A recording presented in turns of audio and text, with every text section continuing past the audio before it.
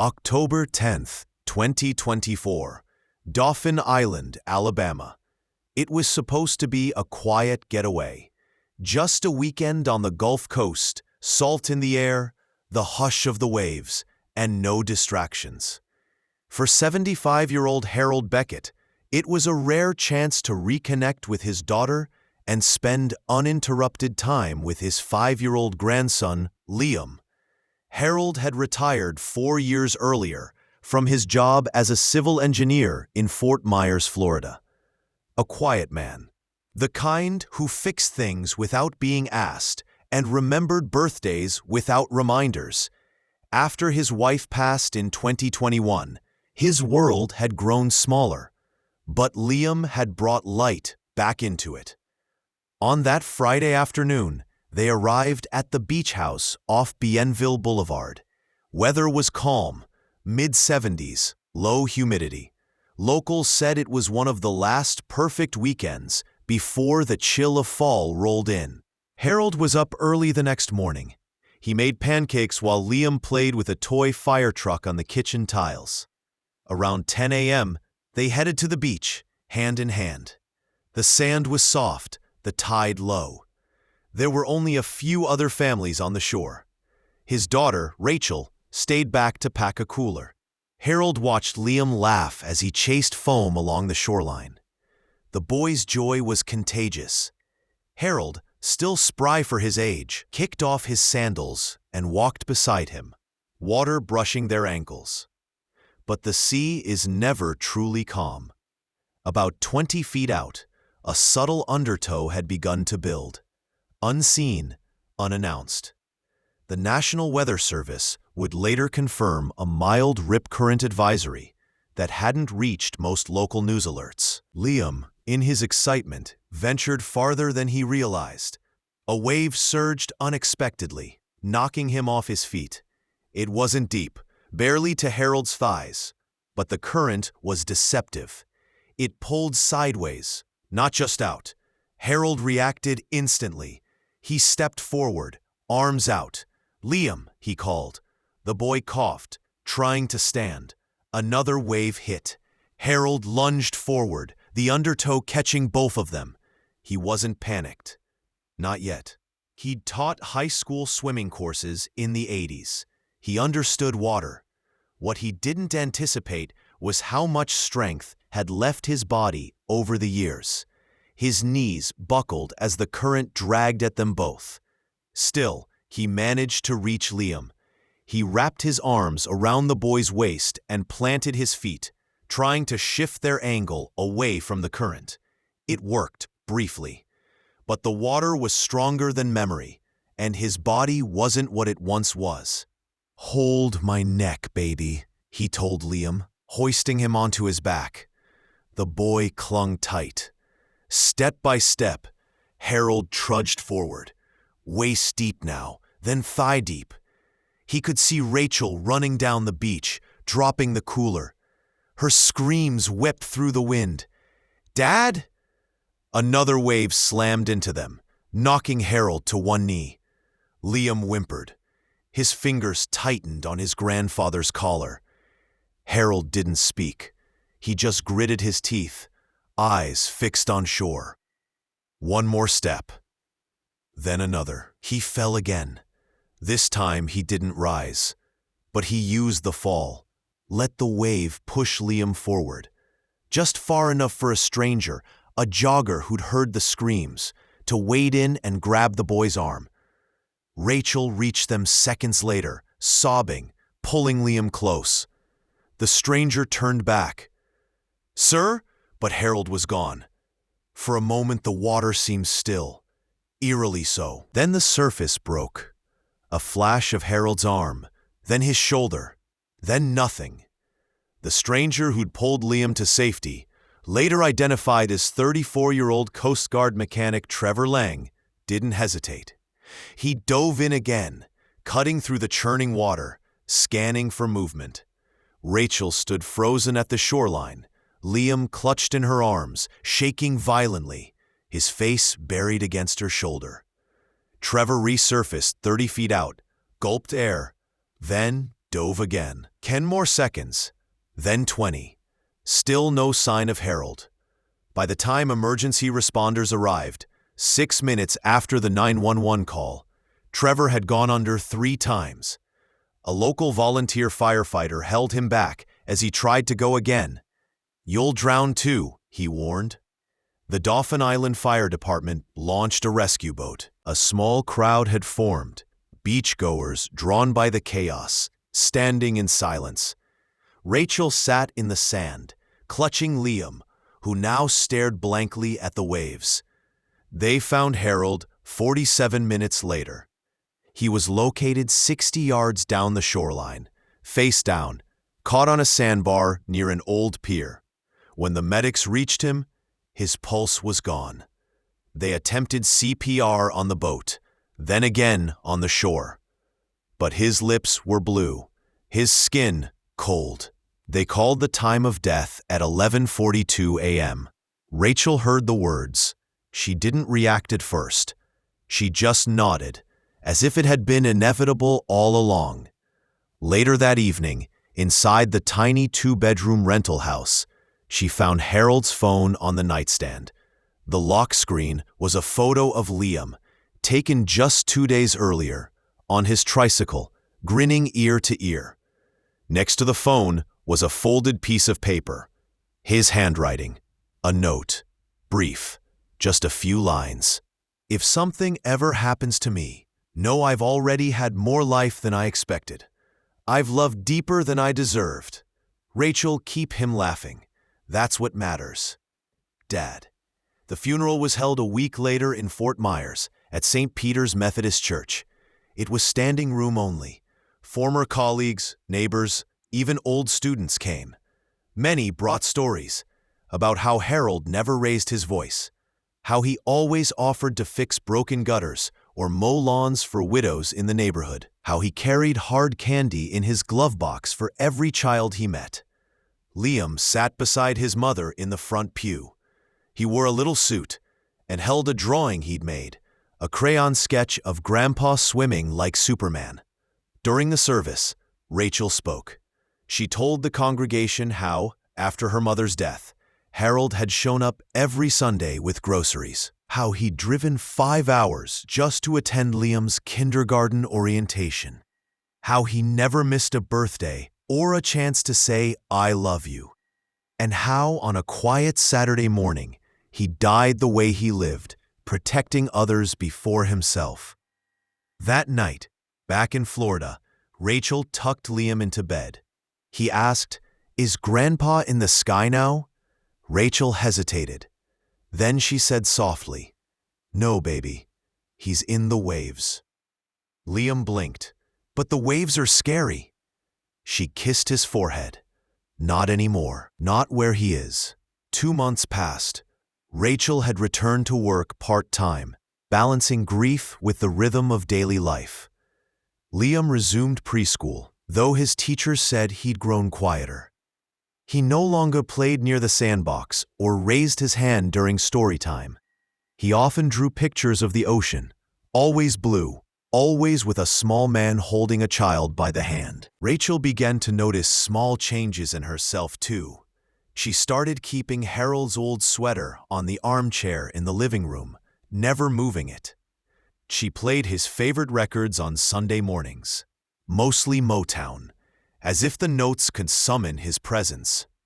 One afternoon in December, she received an envelope from the U.S. Coast Guard Southeastern District. Inside was a letter from Petty Officer Trevor Lang, the man who'd tried to rescue Harold. "Dear Miss Beckett, I don't know if this letter brings comfort or just more questions. I was the one who pulled your son out that day. I wanted you to know I think about your father often. I don't use the word hero lightly. In the Coast Guard, we're taught to act without hesitation. But that morning, your father didn't need training. He saw danger and moved. Simple as that. I've seen a lot in my years, but I've rarely seen courage like his. I wanted you to have this." We recovered it after the tide shifted. Tucked inside the letter was Harold's wristwatch. It had stopped at 11:39 a.m., 3 minutes before they called his time of death. Rachel wept. In January, something unexpected happened. A woman named Carla Jennings from the Carnegie Hero Fund Commission reached out. She explained that a bystander had nominated Harold posthumously for the Carnegie Medal, one of the highest civilian honors for heroism in the United States. Carla asked if Rachel would be willing to provide a statement. Rachel agreed. Her voice trembled during the call, but she told the story clearly, pausing only when describing the final moment Harold had lifted Liam above the water. "I don't think he ever fought twice," she said. "He didn't panic. He just chose to save him." In March, they received confirmation. Harold Beckett was being awarded the Carnegie Medal.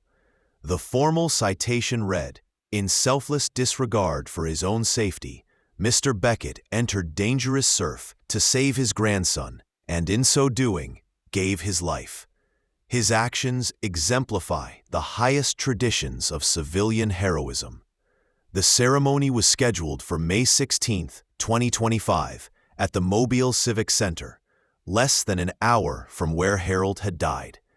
That day, Rachel stood on stage beside Liam, who now clutched a toy fire truck again, worn at the edges. The medal, heavy in gold, was presented by a retired Marine and Carnegie Medal recipient. There were tears, applause, even a news segment that aired on the local CBS affiliate.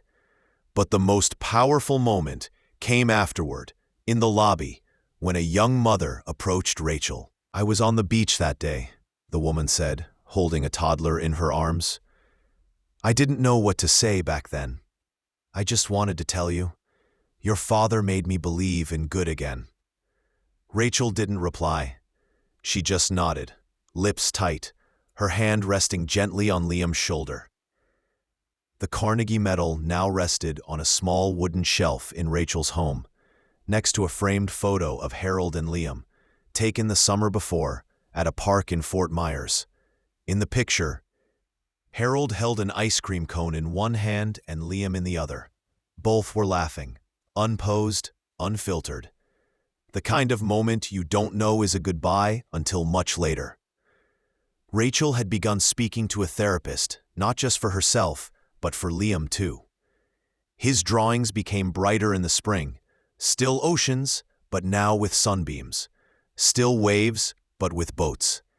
One morning in April, Rachel walked into his room and found him lining up seashells on the windowsill.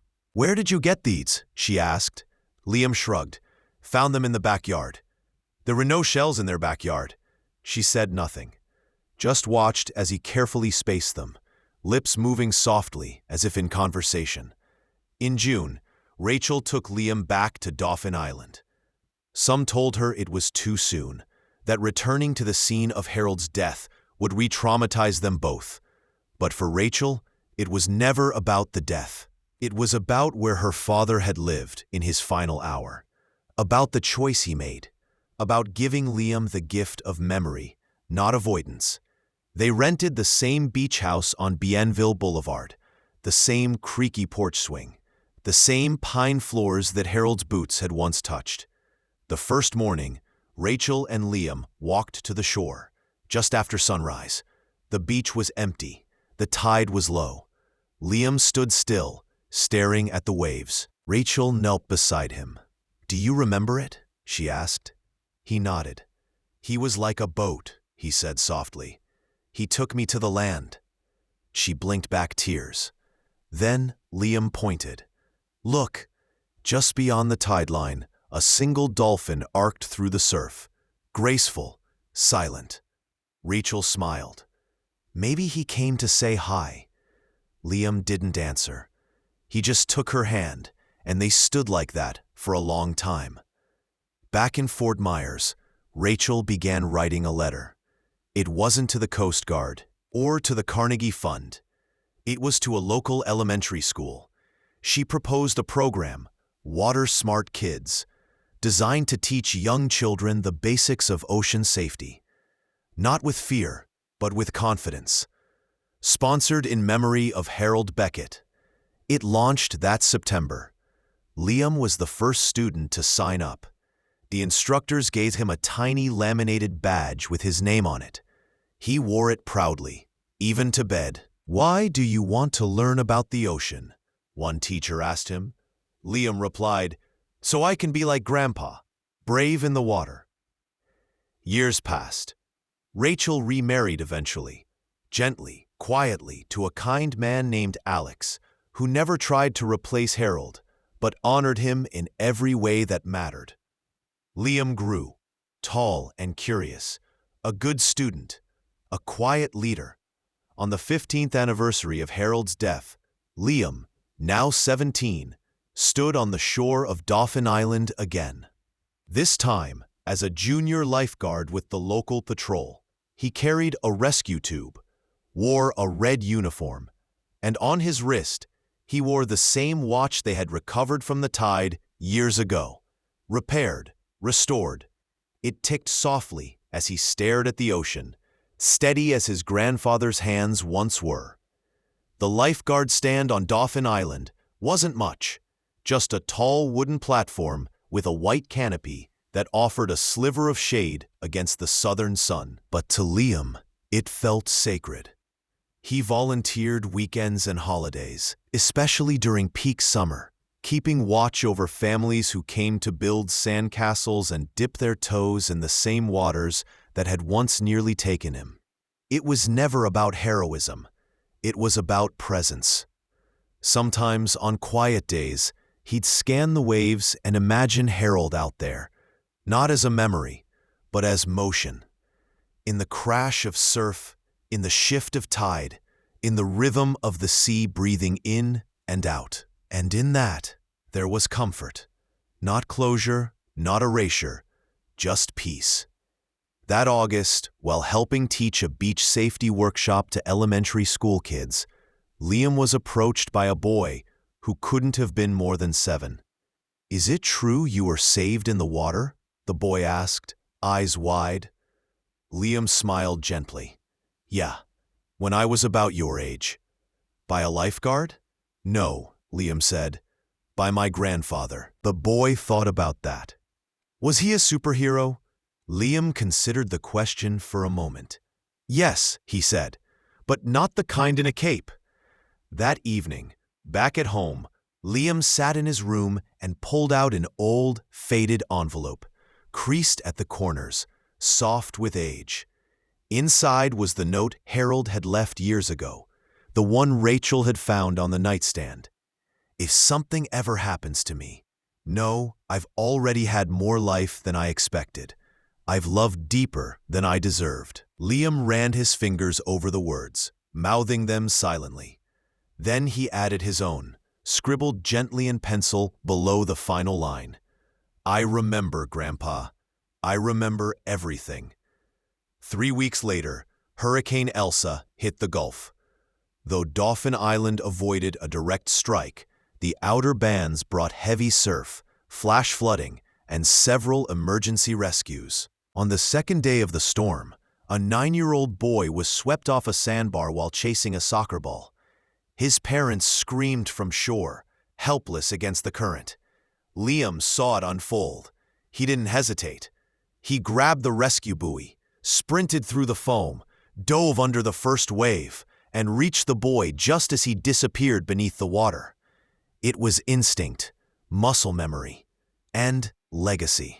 When he brought the boy back to shore, sputtering but safe, his colleagues clapped his back and called him a hero. But Liam didn't say a word. He just turned toward the sea and whispered, "That one was for you." News of Liam's rescue during the hurricane spread quickly.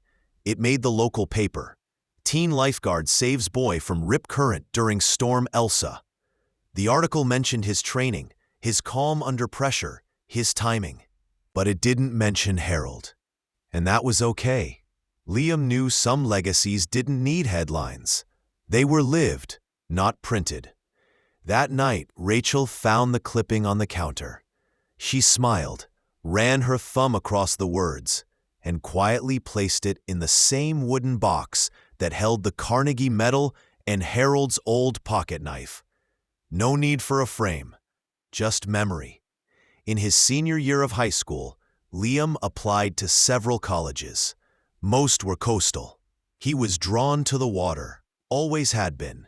Eventually, he was accepted to the University of South Alabama, just an hour's drive from Dauphin Island.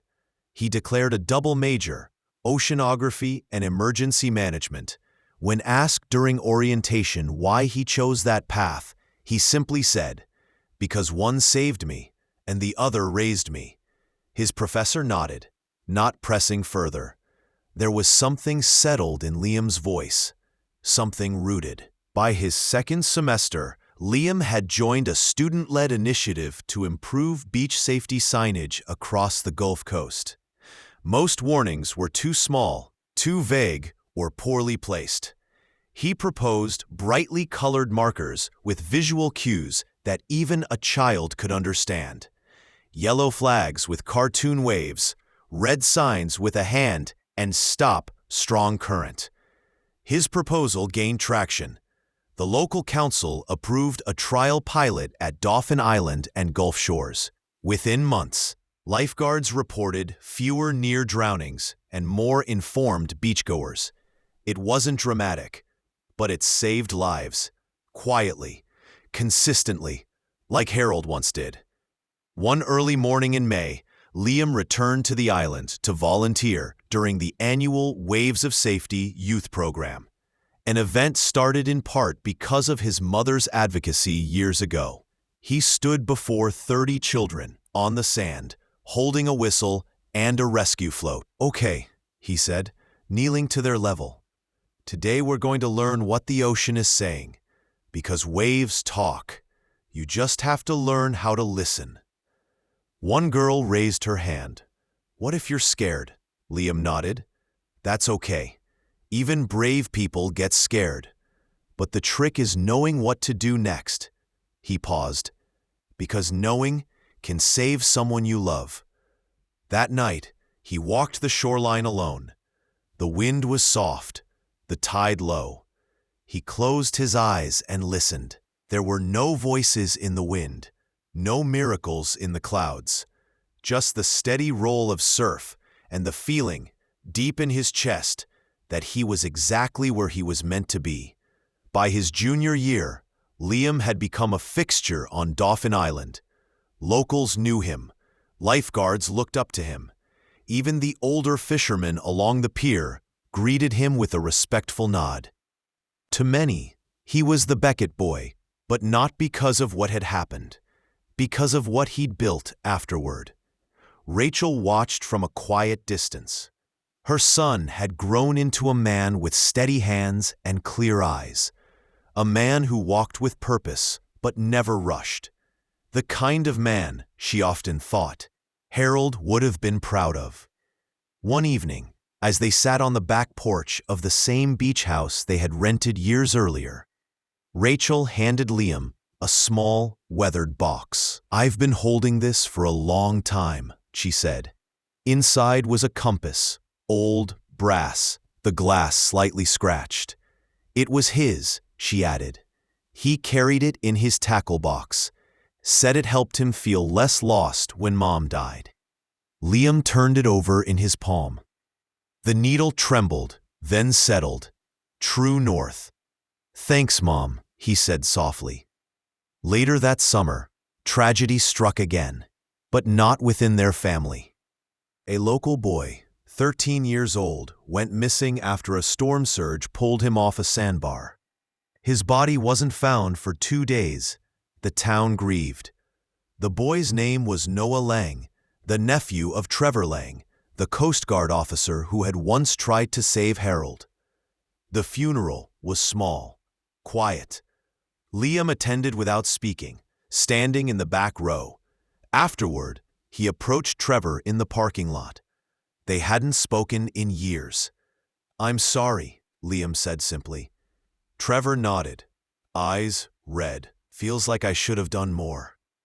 "You did everything you could," Liam replied. just like you did for us." They shook hands, a silent acknowledgement of pain, legacy, and the ocean's unforgiving pull. The event stirred something in Liam. He began to shift his focus toward coastal policy. Not just warning signs, but legislation, funding, education. He applied for a grant to study historical rip current patterns along the Gulf Coast. The data was sobering.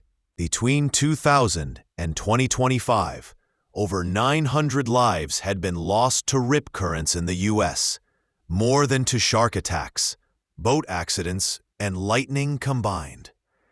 Many of the victims were children. Many were under 10. Many never saw the danger coming. Liam submitted his findings to the National Weather Service and the National Oceanic and Atmospheric Administration, NOAA. They invited him to present in Washington, D.C. during a symposium on coastal hazard prevention. His keynote was simple, direct, emotional, without being sentimental. "We don't need more fear. We need more knowledge. My grandfather died saving me because he knew what to do. But not everyone has a Harold Beckett. Let's make sure they don't have to." The symposium in D.C. changed everything. Liam's speech was featured in a short segment on PBS. Within days, coastal cities began reaching out, asking for guidance, materials, even personal consultations. It was never his plan to become a national voice, but sometimes purpose chooses you. He graduated with honors in oceanography and emergency management. On the day of commencement, Rachel sat in the front row, the compass in her purse, the medal pinned beneath her jacket.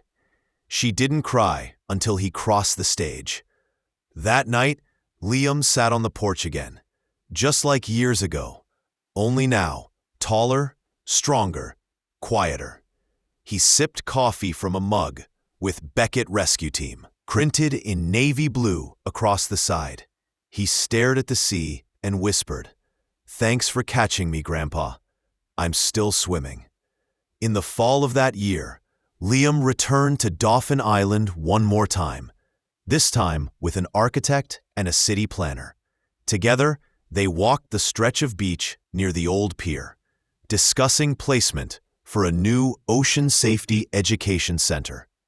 The city had approved the proposal unanimously. Liam would oversee the project, from design to curriculum. It would serve local kids, tourists, and schools across the southern Gulf. Inside would be exhibits on tide behavior, survival techniques, and a tribute wall to those lost at sea. And at the heart of it all, a bronze statue. It would depict a man, not in uniform, not in hero's pose, but waist-deep in water, carrying a child on his back, head bent forward, eyes on the shore. The plaque would read, "In memory of Harold Beckett, who walked into the waves so another could reach the sand." Months later, on opening day, families from across the region came to see the center. Rachel stood beside Liam, watching as children wandered through the exhibits, laughing, learning, tugging at their parents' hands. At one display, a short video looped footage of rescue drills and ocean simulations. It ended with Liam's voice, calm, clear. "The ocean gives, the ocean takes, but the difference between tragedy and triumph is knowing how to listen." Rachel placed a hand on her son's shoulder. "He would be proud of you," she said. Liam didn't reply.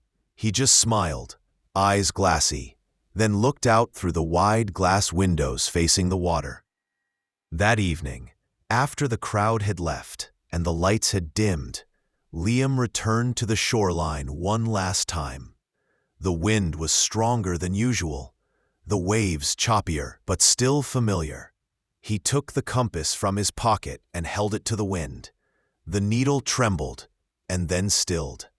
He whispered again, voice steady, "I remember, Grandpa, every day, and I'm still walking toward the shore." Years passed, the Harold Beckett Ocean Safety Center became a cornerstone of the Gulf Coast community. Tens of thousands of visitors came through its doors every year. Students, families, emergency volunteers. Lives were changed. Many quietly were saved. Liam continued his work, consulting with FEMA, advising coastal towns, and appearing on public radio to advocate for water safety education. But he never sought fame. When reporters asked for his story, he redirected attention to the science, the kids, the mission. Still, in every interview, every seminar, there was an undercurrent, a quiet gravity.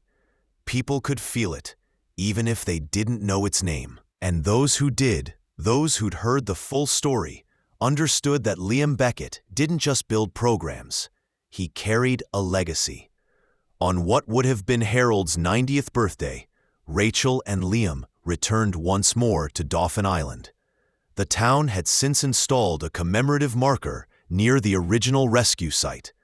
Just a small plaque embedded in the sand dunes, protected by a wooden railing. It faced the sea. Rachel knelt beside it and brushed away a bit of wind-blown sand.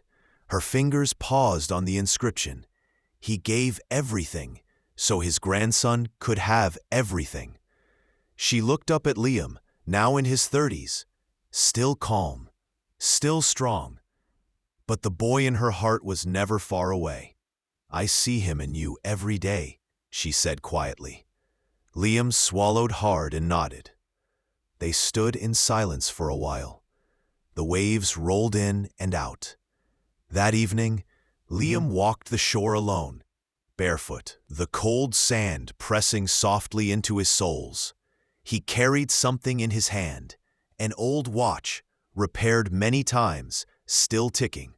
He stopped near the tide line, took a breath, and looked up at the sky, now streaked with orange and pink.